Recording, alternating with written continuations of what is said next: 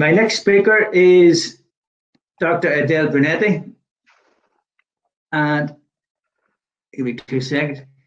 Adele is a chemical engineer and researcher in ITMC since 2012.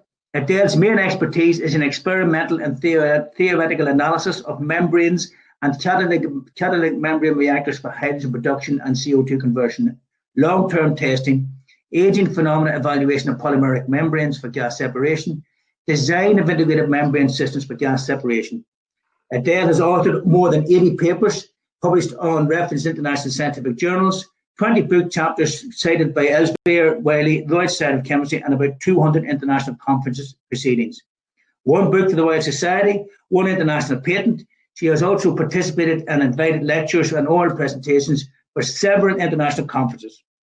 Adele is a scientific evaluator of several research projects for the FWO, RCN, ISF, EU, Marie Curie Association, MISE, and etc.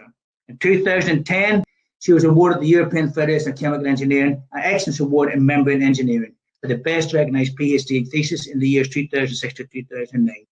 It gives me great pleasure to introduce Dr. Adele Brunetti, who will speak on hydrogen production in membrane reactors. Adele, please.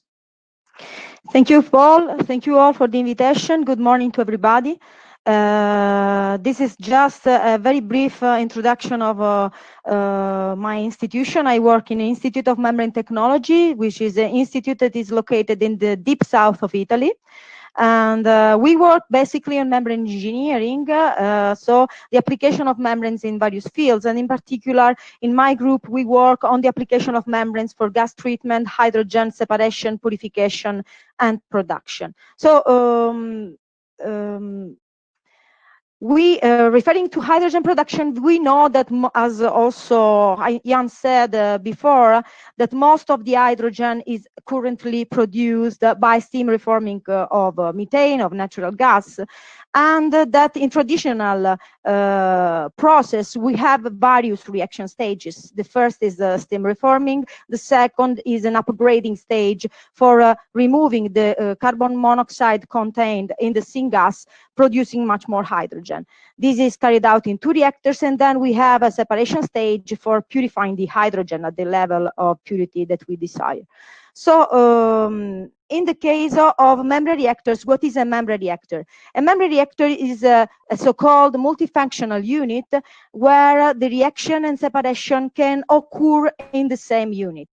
So the main aim of the use of membrane reactor is to obtain in the same unit a pure hydrogen stream that does not require any further separation, and thus can be used, for example, in refueling station or in PEM fuel cell, and then in the meantime to obtain a CO2 concentrated stream that can be then used for other purposes. So how a membrane reactor works.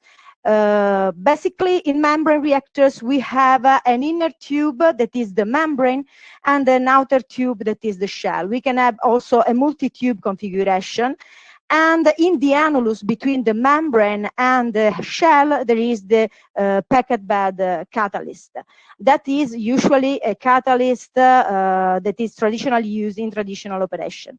The membrane can have different nature, can be inorganic membrane, and but most of the work has been done on palladium-based membrane, palladium alloy membrane, because they show infinite hydrogen selectivity, and it means that only hydrogen can permeate through the membrane under the action of a driving force, and this implies that we can obtain a pure hydrogen stream that is collected in the permeate of the reactor, whereas we have the rest of the stream that remains in the retentate. That is also the reaction zone. The advantage is that, of course, the removal of one reaction product like hydrogen can, for the Le Chatelier principle, can push the reaction toward further conversion. Therefore, it means that we can obtain better performance than traditional reactors in the same operating condition. Here is just an example. We, in our group, worked a lot on water gas shift, that is the upgrading stage that comes after the steam reforming. And there you can see that basically we can obtain conversion that are 3-4 times higher than traditional reactor operating in the same condition, and that this this figure increases as much higher is the feed pressure, or better, the pressure difference between the two membrane sides. So looking at the upgrading stage of hydrogen production from natural gas, here you can see that it is constituted by 2 reactors and then a PSA unit for hydrogen purification. We work in what is called the logic of process intensification. That means make more compact units, more efficient, with a better exploitation of resources.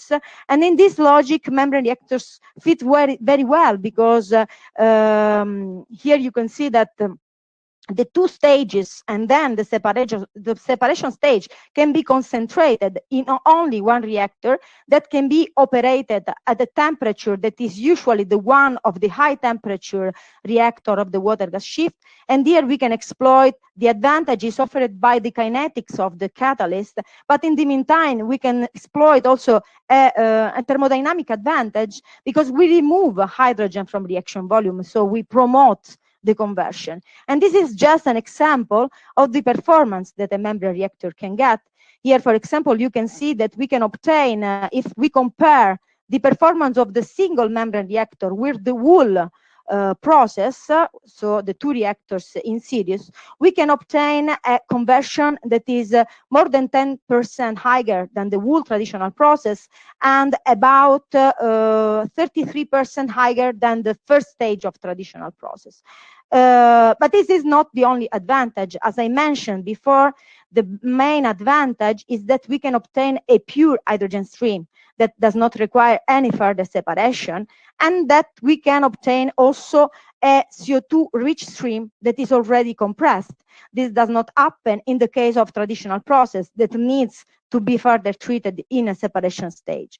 So in process intensification is often used to define new metrics, new indexes that better clarify the advantages offered by a membrane reactor, for example, with respect to another operation, so offered by a new operation with respect to another operation, traditional one. In the case of membrane reactor, this is one of the examples that I want to show you today, is the volume index. The volume index is the ratio between the membrane reactor reaction volume and traditional reactor reaction volume to obtain a set conversion. As you can see here, the membrane reactor requires always less volume than traditional reactor, and this advantage is much higher, as much higher is the pressure that we can operate in the membrane reactor.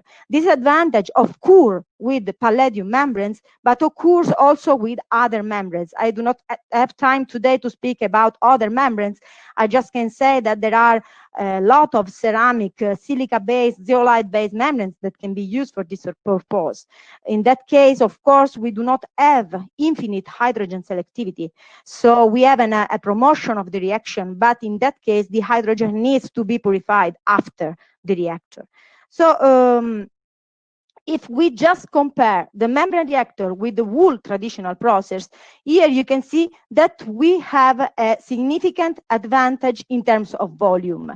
This can be also intended in such a way as a footprint ratio that gives an indication of the volume occupied by a membrane unit with respect to the traditional process. And the advantage, of course, depends on the operating condition that we perform. So just in conclusion, what I want to say is that in the logic of this green deal toward the promotion of the use of hydrogen as a new energy vector, the membrane reactor are a valuable and interesting alternative. There is a lot of interest also in the use of these membrane reactors because they have significant advantages. They can better exploit the operating conditions, and the large amount of the hydrogen that is produced is then recovered as pure, definitely. I want to just spend 1 minute to present this project. This is a new project that started in May. is called Innomen project. It just includes 32 partners from Europe, among research institute, universities, and companies. And in this project, we study membranes, and in particular also palladium membranes and palladium membrane reactors.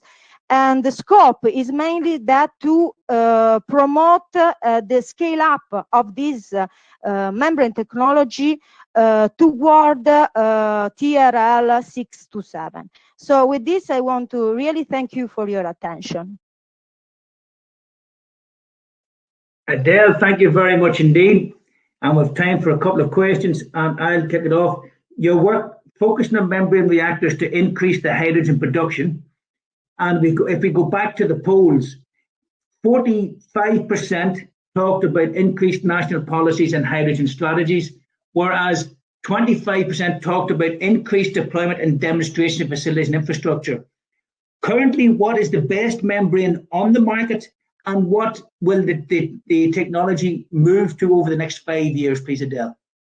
Yeah, okay. Consider that there has been a lot of study on membranes. For this application, we work on 300 up to 600 degrees Celsius, so we need inorganic membranes.